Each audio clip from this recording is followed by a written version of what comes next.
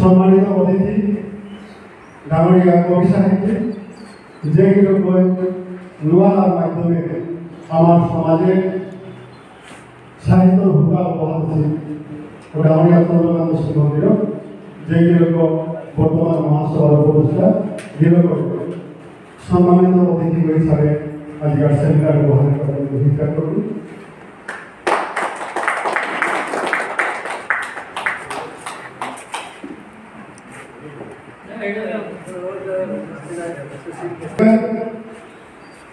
অনুষ্ঠানে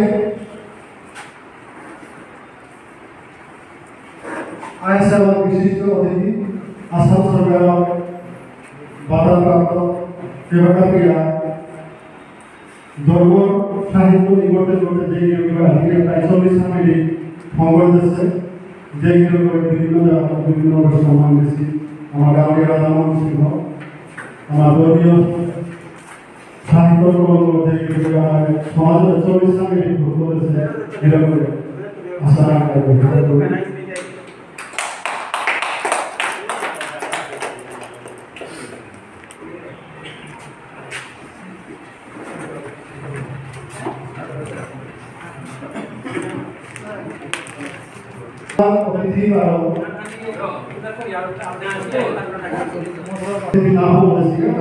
ভূমিকা নেই। এবার আমি একবার সময় করবো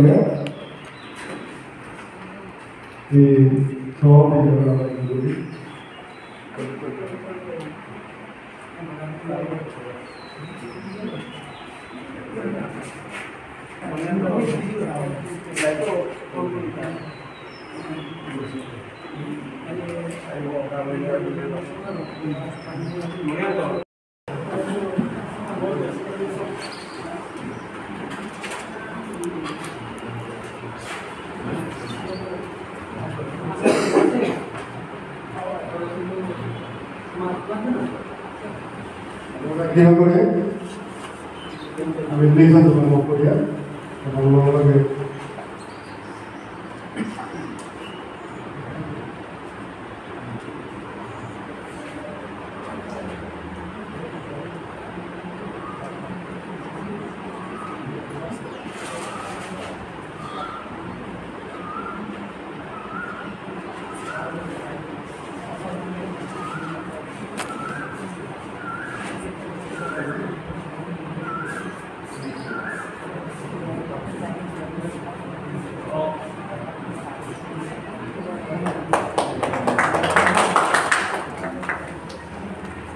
এবার আমার সেমিনার উদ্বোধন হয় এবং উদ্বোধনী দিলাম এবং আমার আজকের সেমিনারের মন্তব্য আমার ডাঙৰীয়া গিরিবিধ আমি গ্রহণেছি এর মুহূর্ত হেনা আমি নিখিল বিষ্ণুপ্রিয়া মণিপুরী সাহিত্য পরিষদ পক্ষত করি আমার মনোলিঙ্গের বিষ্ণুপ্রিয়া মণিপুরী অভিধান আমি মেনটেন করেছি এবং অভিধান উন্মোচন করতে দরকার বলে আমি আমার আজকাল মুখ্য অতিথি ডাঙৰীয়া প্রফেসর ডক্টর রমানাথ দাস বিচার করবে আমার আজকাল বিষ্ণুপ্রিয়া মণিপুরী অভিধান উন্মোচন করে ডাঙৰীয়া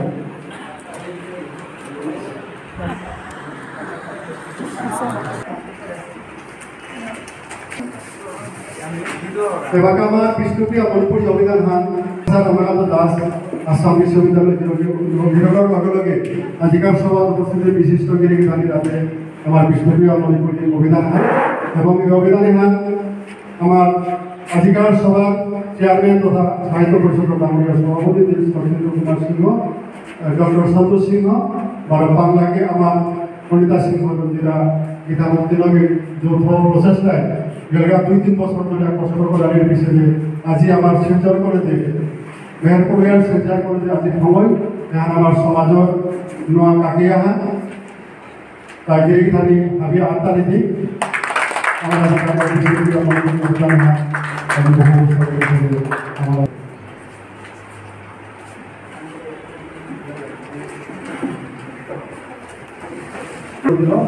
উন্মোচন ক্রিয়কে জ্ঞান করি আপনাদের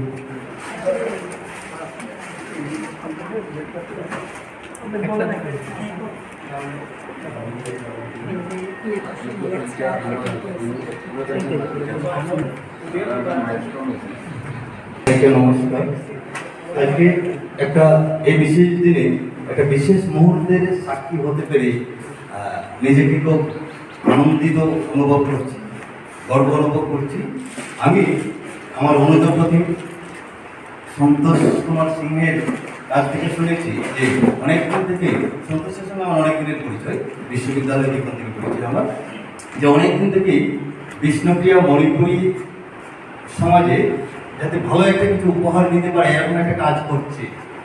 কি করছে না, একটা অভিধানের কাজ করছে। সঙ্গে আছেন আমাদের আজকের যিনি বিশিষ্ট সভাপতি আজকের এই অনুষ্ঠানের দেশ লক্ষ্মীন্দ্র সিনহা বা সিংহ, তার সঙ্গে মিলে যৌথভাবে আজকে যে একটা ঐতিহাসিক মুহূর্তের সাক্ষী হলাম, এর জন্য আমি আনন্দিত এবং আশা করি বিষ্ণুপ্রিয়া মণিপুরী সমাজ তথা উত্তর পূর্ব ভারতবর্ষে যে সমস্ত বিশেষ জনগোষ্ঠী রয়েছে, অত্যন্ত গুরুত্বপূর্ণ জনগোষ্ঠী রয়েছে, তাদের কাছে আমরা এই বার্তা পৌঁছে দিতে পারবো যে আমরা আমাদের পরবর্তী প্রজন্মের কাছে যেন একটা ভালো কিছু উপহার দিয়ে যেতে পারি। এরকমভাবে প্রতি বছর কেন, প্রতি মাসে কেন, প্রতিদিনে যেন আমরা এই সাক্ষী হতে পারি।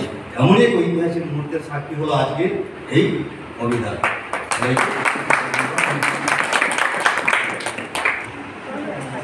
এবার আমার অভিধান হল এবং আমাদের বিপ্লবতা বলে থাকে আমাদের সমাজ চেয়ারম্যান শ্রদ্ধেয়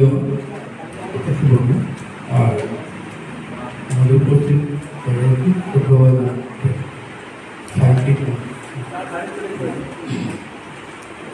আসলে এই ডিকশনারি আমি 2018 উপকার আকর্ষ করে কম্পাস এটা আমার মূলকে আসে সিআইএল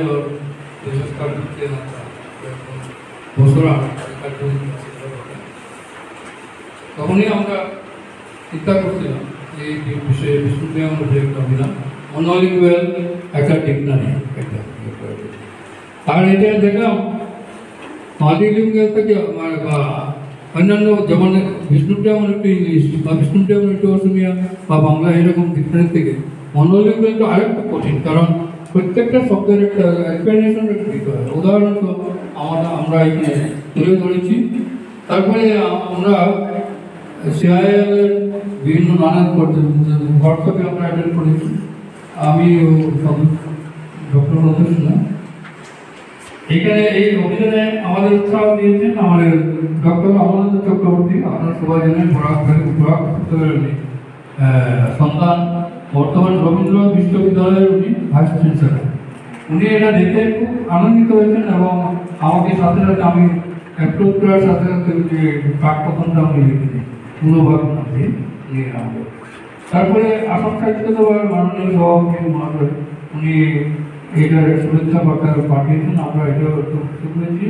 এবং আমাদের এখানে অনেক ব্যক্তিবর্গ রয়েছেন, আমাদের মন্ত্রাসন রয়েছেন, উনি আমাদের অনেক সাহায্য করেছেন, পরামর্শ দিয়েছেন।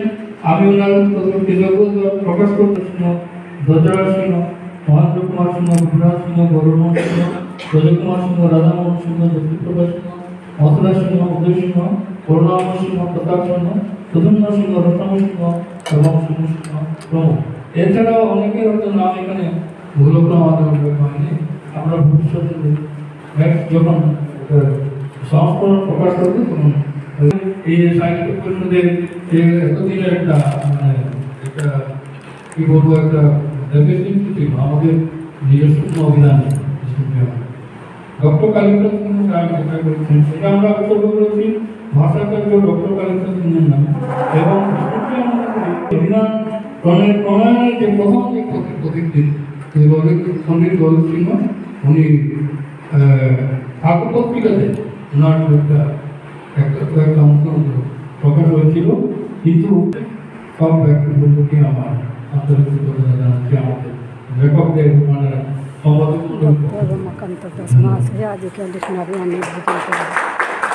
আজিকার সেমিনার আমার মুখ্য অতিথি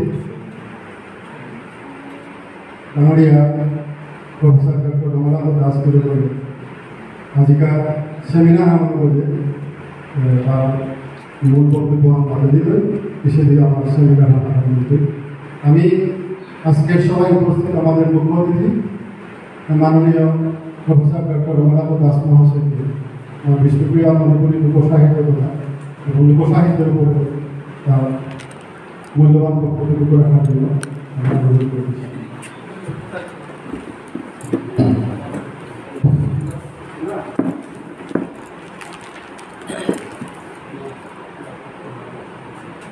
নমস্কার।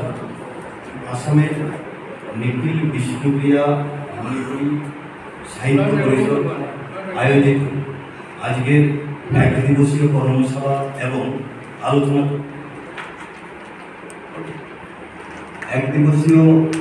আলোচনা চক্রে মঞ্চে উপবিষ্ট মাননীয় সভাপতি, আজকের সম্মানিত ডিডিসি এবং অন্যান্য বয়োজ্যেষ্ঠ ব্যক্তিবর্গকে আমার সশ্রদ্ধ প্রণাম নিবেদন করছি। একটা মিনিট যারা উপস্থিত আছেন সবাইকে যথাযোগ্য সম্মান প্রদর্শন করে আমি আমার আজকের আলোচনা শুরু করছি। আমার আলোচনার শুরুতেই উদ্বোধনী বক্তব্যে আজকের সম্মানিত অতিথি যে কথাটা বলেছেন তিনি বলেছেন যে আমরা যাদের কাছে বলবো বা যাদের কাছ থেকে আমরা শুনবো তাদের অধিকাংশই কিন্তু এই প্রেক্ষাগৃহে উপস্থিত নেই। আসলে লোকসাহিত্য বা লোক সংস্কৃতি নিয়ে আলোচনা করতে গেলে যে বিষয়টা প্রথমেই মাথায় আসে সেটি হচ্ছে ঐতিহ্য বা ট্র্যাডিশন। ঐতিহ্যগতভাবে যা হস্তান্তরিত হয়, কারণ লোকসাহিত্য বা লোক সংস্কৃতির তো কোনো লিখিত রূপ নেই, তা মুখে মুখে রচিত হয়, মুখে মুখে প্রচারিত এবং প্রসারিত হয়। কীভাবে? এক গোষ্ঠী থেকে অন্য গোষ্ঠীতে, এক পুরুষ থেকে এক প্রজন্ম থেকে অন্য পুরুষে অন্য প্রজন্ম। আমি শুরুতেই ক্ষমা চেয়ে নিচ্ছি, আমি স্যারকে বলেছিলাম যে বিষ্ণুপ্রিয়া মণিপুরী সমাজের লোকসাহিত্য সম্পর্কে আমার তেমন কিছু জানা নেই। আমি সাধারণভাবে লোকসাহিত্য সংস্কৃতি বিষয়ে বলে একটু ছুঁয়ে যাব বিষ্ণুপ্রিয়া মণিপুরী লোকসাহিত্য সম্পর্কে। আমরা আজকে যাকে আমার শুরুটা করছি আমরা এভাবে আজকে আমরা যাকে লোকসাহিত্য বলছি, এই লোকসাহিত্য আসলে লোক সংস্কৃতির একটা অংশ মাত্র। যাকে লোক সংস্কৃতি বলছি শুধু বাংলায় নয়, ভারতের বিভিন্ন প্রাদেশিক ভাষায় লোক সংস্কৃতি এই শব্দটি প্রচলিত আছে। এটি ইংরেজি একটা শব্দের পরিভাষা, বাংলা তথা ভারতীয় পরিভাষা আমরা বলতে পারি। ইংরেজি শব্দটি হচ্ছে ফকলোর। এই ফকলোর শব্দটির উদ্ভাবন করেছিলেন উইলিয়াম জন টমস একটি চিঠির মাধ্যমে। চিঠিটি লিখেছিলেন দি অ্যাথেনিয়াম পত্রিকার সম্পাদককে, লিখেছিলেন ছদ্মনামে, অ্যাম্ব্রোস মেরটন এই ছদ্মনামে। এর আগে তাহলে ফকলোর শব্দের আগে কি শব্দবন্ধ দিয়ে এই কবিতা শৃঙ্খলার পঠন পাঠন হতো বা চর্চা হতো, গবেষণা হতো, বিশ্লেষণ হতো? এর পূর্ববর্তী নামটি ছিল পপুলার অ্যান্টিকুইটিস। আমরা বাংলা করে বলি সাধারণত যে জনপ্রিয় পুরাতনী। এই জনপ্রিয় পুরাতনী বলতে যে বিষয়গুলিকে বোঝানো হতো সেগুলো ছিল old customs and usages and superstitions. পরবর্তীতে উইলিয়াম জন টমস অর্থাৎ 1846 সালে একটি চিঠি লিখছেন অ্যাথেনিয়াম পত্রিকার সম্পাদকের। চিঠি লিখে বলছেন যে এতদিন যে প্রাচীন প্রথা, রীতিনীতি এবং যে লৌকিক সংস্কারগুলোকে আপনি পপুলার অ্যান্টিকুইটিস এই শব্দবন্ধের আওতায় ফেলছেন, এবার থেকে আমি সাজেস্ট করছি যে যেন এই শব্দবন্ধের পরিবর্তে ফকলোর শব্দটি প্রচলন হয়। এবং এই ফকলোর শব্দের প্রচলনের মাধ্যমে তিনি আরেকটি বিষয় বলেছেন যে এতদিন ছিল শুধু প্রাচীন প্রথা, এবং এখানে উল্লেখ করা প্রয়োজন ঠিক ওই সময়ে জার্মানি তার একটি শব্দ ছিল, একটু লক্ষ্য করবেন, বক্স উন্নয়ন। লোকের সঙ্গে বা ফকের সঙ্গে বক্স মিল আছে। লোরের সঙ্গে লোরের যত ট্র্যাডিশনাল নলেজ, এই ট্র্যাডিশনাল নলেজ বলতে জার্মানিতে তুন্দে শব্দ দিয়ে বোঝানো হতো, এবং জার্মানিতে বক্সতুন্দে শব্দটি দিয়ে বোঝানো হচ্ছে ওল্ড কাস্টমস এন্ড ইংলিশের সঙ্গে রেখেছে ফক আর্ট অ্যান্ড ক্রাফট, লোকশিল্প এবং কারিগরি বিদ্যা। এই ছিল এতদিনের পপুলার অ্যান্টিকুইটিস বলি, বা আমরা জার্মান ভাষায় প্রচলিত, জার্মান ভাষায় 1806 সালে প্রচলিত ছিল বক্সতুন্দে শব্দটি। এই ছিল তার এরিয়া বা অঞ্চল।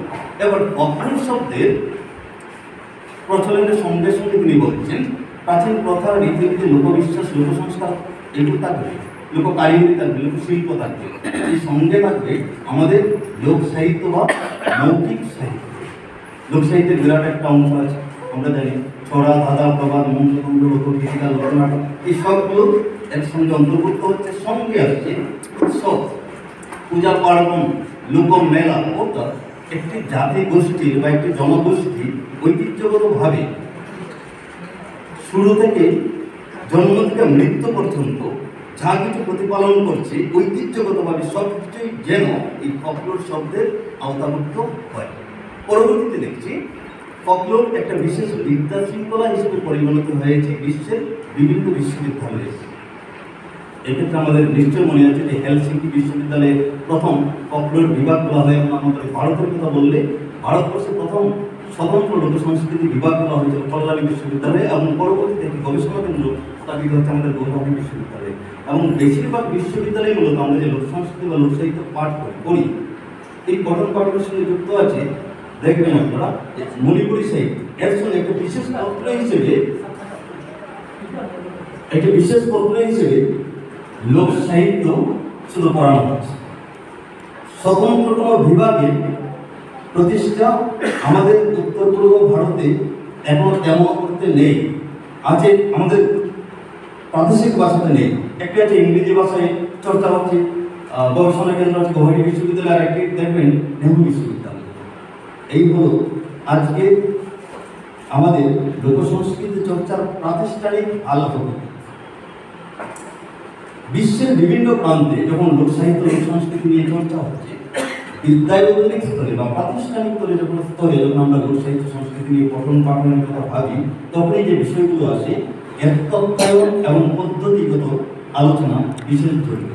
কোনো বিষয়ের তত্ত্বায়ন বা পদ্ধতিগত বিদ্যায় ফেলে এর আলোচনা মানে প্রথমে আসে বৈজ্ঞানিকরণের কথা, ক্যাটেগরাইজেশনের কথা। লোক সংস্কৃতির এই উপকরণগুলিকে, বিশাল উপকরণ লোক সংস্কৃতি, এই উপকরণগুলিকে আমরা দেখেছি যে প্রথম রিচার্ড অ্যান্ডারসন বলছেন যে লোক সংস্কৃতির উপকরণগুলিকে 4টি পর্যায়ে বিন্যস্ত করেছেন। তিনি 4টি পর্যায়ে বিন্যস্ত করেছেন। আমাদের বাংলাদেশে দেখছি ভারতীয় উপমহাদেশের লোক সংস্কৃতির যিনি তাত্ত্বিক পর্যালোচনা প্রথম পর্যায়ে করেছেন তিনি অধ্যাপক মজহারুল ইসলাম। অর্থাৎ মজহারুল ইসলাম মোটা দাগে আমরা জানি লোক সংস্কৃতিকে মেটেরিয়াল ফকলোর এবং ফর্মুলাইজ ফকলোর এই দুই ভাগে ভাগ করা যায়। একটি হচ্ছে বস্তুকেন্দ্রিক আর একটি হচ্ছে বাককেন্দ্রিক বা বাগাশ্রিত। মজহারুল ইসলাম এটি 6টি পর্যায়ে বিন্যস্ত করেছেন। প্রথমেই বলছেন যে বস্তুকেন্দ্রিক লোক সংস্কৃতি, আচার অনুষ্ঠান কেন্দ্রিক লোক সংস্কৃতি, খেলাধুলা কেন্দ্রিক লোক সংস্কৃতি, লিখন কেন্দ্রিক লোক সংস্কৃতি, অঙ্গভঙ্গি কেন্দ্রিক লোক সংস্কৃতি এবং বাক কেন্দ্রিক লোক সংস্কৃতি। কেউ কেউ বলছেন প্রয়োগধর্মী লোক সংস্কৃতি, যেমন জাদুবিদ্যা, জাদুবিদ্যা, মন্ত্র, এই সবগুলো কিন্তু লোক সংস্কৃতিতে পড়ছে। এবার জাদুবিদ্যা, মন্ত্রের ক্ষেত্রে দেখবেন লাখ লাখ লাখ দান্দা তিনের লোক সংস্কৃতি, তিনের একটা বিশেষ মাত্রা আছে যে স্বর্গমন্ত্র পাতাল, যেখানে দেখো 3 আছে, যে 3 অমঙ্গলের চিহ্ন, এই সময় এইরকম অনেক প্রবাদ আছে। আমি জানি বিষ্ণুপীঠা মণিপুরী সাহিত্য আছে, নদী নারী শৃঙ্গধারী এই 3 না বিশ্বাস করি, 3 অনেক প্রমাণ রয়েছে। তো আমরা যাচ্ছি ক্যাটেগরাইজেশন, যে কয়টি প্রয়োগ, এই প্রয়োগধর্মীটা বলছেন আমাদের তুষার চট্টোপাধ্যায়, যে এতদিন যারা লোক সংস্কৃতির বর্গীকরণ করেছেন, ক্লাসিফিকেশন করেছেন, এতে প্রয়োগধর্মীরা বিশেষভাবে আসে। বরণ ডাকানির এখানে কিন্তু প্রয়োগধর্মীরা আছে, পরে আলোচনা শেষের দিকে এখানে প্রয়োগধর্মীরা আছে। শুধু গান গেয়েই শেষ না, কিছু আচার আচরণ পালন করছে। আমি একটা উৎসব দেখছি বা একটা ব্রত দেখছি, যে কোনো একটা ব্রত, যেমন বিপত্তারিণী ব্রত। বিপত্তারিণী ব্রত প্রথমে হচ্ছে ব্রতের কথা, ব্রতের কিছু আনুষঙ্গিক জিনিসপত্র, উপাচার, সঙ্গে থাকছে আচার। এই আচারটা মূলত প্রয়োগজনীয়। 3 দিন বা আগের দিন উপোস করতে হবে। বটের গায়ে অনামিকা দিয়ে 5টি ফোঁটা দিতে হবে, বটের গায়ে 3টি ফোঁটা দিতে হবে। এগুলো হলো কৃত্য। এবার আমি আবার ফিরে যাই, আমি ফিরে যাই যে এই বর্গীকরণের দিকে। এই বর্গীকরণ যখন হল, শ্রেণীবিন্যাস যখন হয়ে গেল, তারপরেই আমরা দেখলাম যে লোক সংস্কৃতির পঠন পাঠনের সঙ্গে অন্যান্য বিদ্যা শৃঙ্খলা এসে যুক্ত হবে। নৃতত্ত্ব, ইতিহাস, সমাজতত্ত্ব, সাহিত্য, ভাষাতত্ত্ব এবং আমি অবশ্যই সংযোজন করব ভূগোল।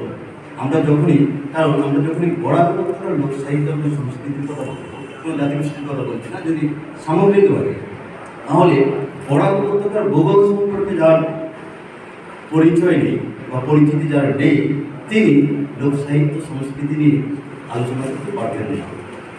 যদি আমি বলি উত্তরবঙ্গের লোক সাহিত্য, উত্তরবঙ্গ সম্পর্কে যদি উত্তরবঙ্গের ভৌগোলিক অবস্থান সম্পর্কে যদি আমার সাধারণ জ্ঞান না থাকে, তাহলে আমি এই জ্ঞান রাজ্যে প্রবেশ করতে পারছি না।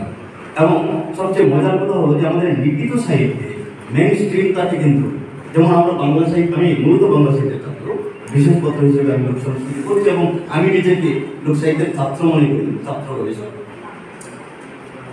বাংলা সাহিত্যের মূল কেন্দ্র যদি করি, এখন কেন্দ্র আর প্রান্ত নেই কিন্তু। যদি বলি কলকাতা, লোক সাহিত্য এবং সংস্কৃতির কোনো মূল কেন্দ্র হিসেবে কোনো কিছুকে চিহ্নিত করতে পারবো না, এই কতক্ষণ লোক সাহিত্য এবং সংস্কৃতির মূল কেন্দ্র বলে কোনো কিছু হয় না। কারণ লোক একটা বিশেষ কোনো ব্যক্তি না, একটা বিশেষ গোষ্ঠীকে বোঝায়। কেমন হবে সেই গোষ্ঠী? নৃতত্ত্বের ভাষায় বলছে এক গ্রুপ অফ অ্যাসোসিয়েটেড পিপল। আমরা বলছি বাংলা করে যে সংহত একটি সমাজ, যার মধ্যে থাকবে বিশেষ একটি কি সেই ঐতিহ্যগতভাবে, অর্থাৎ পুরুষ পরম্পরায় আমি আমার পূর্ববর্তী পুরুষ থেকে যা পেয়েছি আমি আশীর্বাদ দিই। আমরা মূলত ওই রকমভাবে আশীর্বাদ ধরলাম। এইবার আমি হাত উঁচু করে ওই রকম অঙ্গভঙ্গি করে আশীর্বাদ দেই। এটা ওই জনগোষ্ঠীর মধ্যেই প্রচলিত এবং পুরুষানুক্রমিকভাবে প্রচলিত।